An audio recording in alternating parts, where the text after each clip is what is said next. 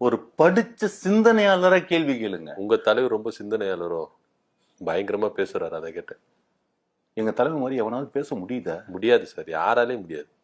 தெரியுதுல்ல. இதான் ஃபர்ஸ்ட் வாட்டி கேக்குறாங்க. வேர்ல்டே வந்து திரும்பி பாக்குது விஜயோட ஸ்பீச்ச. தெரியுதுல்ல. தெரியுது, நல்லாவே தெரியுது. 2026 சிஎம், 31 பிஎம், அதுக்கப்புறம் ஏஎம். என்னது ஏஎம்மா? ஏஎம்னா வெடிஞ்சிடும் காலையில. என்னங்க பிஎம்னா ஏஎம்னு? President of அமெரிக்காங்க.